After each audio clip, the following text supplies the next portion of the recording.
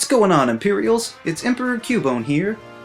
Pokemon names are always fun to analyze and find out their origin and intended design aspects. Sometimes their names are fairly straightforward, and other times it's simply a mouthful to try and say. Sometimes it's hard to figure out a name.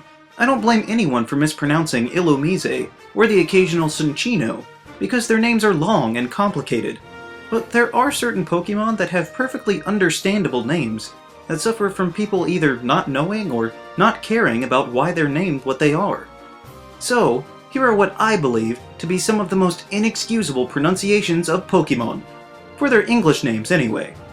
We'll start with an easy one. Gliscor. Gliscor and Gligar are a pair of Pokemon that, even though they're flying types, don't technically fly. They use their wings to glide around, the same as a flying squirrel. The Pokédex for Gliscor even says that if it catches just the right gust of wind, it could glide all the way around the world. So obviously these aerial scorpions are heavily based on gliding, and are therefore named after the action itself. Gliscor doesn't mean anything. He's not overly glib. Well, I guess he could be, but that's not his defining feature. And even though it's not always the definitive authority, the anime clearly calls him Gliscor in many, many episodes. So let's refer to this Pokemon the way that he deserves. Piloswine. The evolved form of Swinub and the pre-evolved form of Mamoswine is Piloswine. Some sources say that the first part of the name can be derived from Pylos, which is a word meaning to be covered in long hairs, as it clearly is. Furthermore, it is literally a pile of swine, so that's what its name is. I don't know any pillows that are lumpy and uneven and come up to your waist. If that's how you sleep, I feel so sorry for you. This pile of swine should be called just that, and leave the pillows to the sleeping Pokemon. And speaking of sleeping Pokemon, Hypno. Do you say hypnotize someone? No? Good, then his name is Hypno. The evolved form of Drowsy is all about hypnotism. It's very apparent from the Pokédex entries to the pendulum that he carries around to do the deed. You know that's his gimmick, and you know how to say the word. Nobody calls him Magenamite because they know it's a magnet. So I don't understand why people can't follow the same logic on this one. Let's go with another easy one, with Combee. This is a bee shaped like a honeycomb. You know, like the cereal? So, if it's a honeycomb and a bee, wouldn't it make sense that it be called Combee? What would the com even be for? Does it work as an air traffic controller? No. I think we're safe in naming it after the two bee-related words. Azumarill. Marill's name is pretty straightforward, but that of its evolution, and its pre-evolution for that matter, don't seem to get the same clarity. Azumarill is just Marill's name with the word azul slapped in front of it, which is Spanish for blue. Marill was blue anyway, but the point is that it's not azul. I feel colors are basic enough that you don't really have to know much Spanish to be expected to know how to pronounce these, so blatantly mispronouncing it is an insult to the origins and really the whole culture if you simply refuse to even try.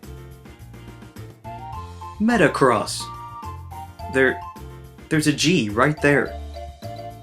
I don't know what else to tell you. I mean, I know it's got a big X for a face, but it goes below the line and everything. What more do you want? I understand people might be in a rush and not want to read things carefully, but a C and a G end up having some pretty drastic differences. And it's even less excusable if they've ever seen the anime, or even heard anyone else say this Pokemon's name and didn't want to go through the mental strain of having to try and figure out why it sounded different whenever they said it. Lopunny. The name of Buneary's evolved form is a portmanteau of Lop and Bunny. Lop is a name for a kind of downward-eared rabbit, just like our friend Lopmon here. So, when referring to this Pokemon, that's how it's pronounced. Don't call it Lopunny, because I don't know what a lope is, do you? It only makes sense. Bisharp. This one is almost borderline, because you could look at this thing and think bifurcate, as some people do. That is, to cut something in half, because it's basically a walking tower of blades. And I would give you that if it weren't for its pre-evolution. Pawniard is so named with clear inspiration from the chess piece Pawn. they would not go with this theme and then immediately abandon it in the next stage, meaning Bisharp's name comes from being a sharp bishop. So while both ways of saying it technically could be right, only one of them makes sense when you look at the picture as a whole. Florges. The whole Flabebe family is clearly related to flowers, despite not being grass types, so it's no surprise that the name of the final form would draw from the word flora as its base. The other aspect of this Pokemon is its natural beauty, so it's no surprise that Florges also draws the other half of its name from the word gorgeous. Because when you look at this thing, it really is just a bunch of gorgeous flowers. So that's why it's pronounced Florges, which really you'd think would be the easiest one compared to these other two. Electabuzz. This is another case of adding letters that don't exist, because there's no R in his name. Anywhere.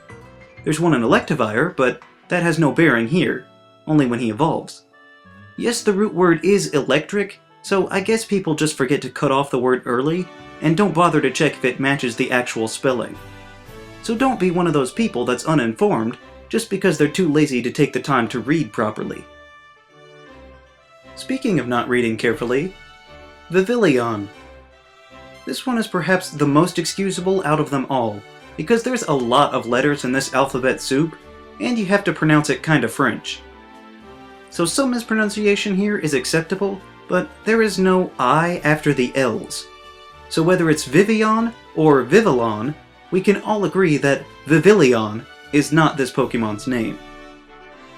And lastly, we have Honedge. Nobody seems to have a problem with the second part of the name for this ghostly sword. It is indeed edge. However, some of those people miss that the first part is hone, which is a word for sharpening, as in when people say to hone your skills. There's even a move in the game called Hone Claws that says the user sharpens their claws to raise their attack. Nobody calls that move Hon Claws. So wouldn't putting these two sword terms together make sense? I don't know about you, but the last thing I want to do is to go into battle with a dull blade. No, I said a dull blade. So, those are what I consider to be inexcusable Pokemon pronunciations.